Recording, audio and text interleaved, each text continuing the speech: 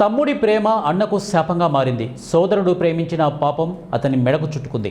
ఫలితంగా తమ్ముడిని ప్రేమించి పెళ్లి చేసుకున్న యువతి తండ్రి చేతిలో దారుణ హత్యకు గురయ్యాడు.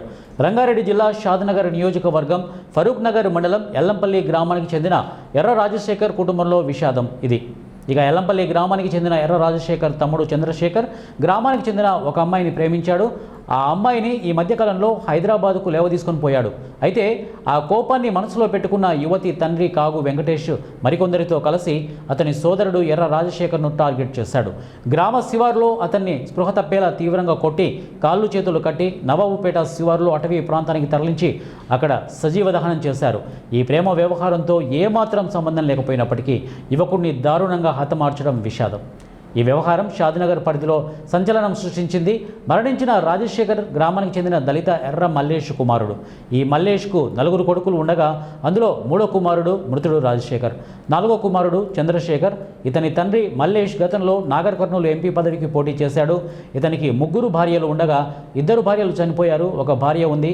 దళిత కుటుంబానికి చెందిన ఇతని కుమారుడు యాదవ కుటుంబానికి చెందిన భవానీ అనే అమ్మాయిని ప్రేమించి వ్యవహారంలో ఈ గ్రామంలో ఇరు కుటుంబాల మధ్య గొడవ ముదిరినట్టు కూడా తెలుస్తోంది.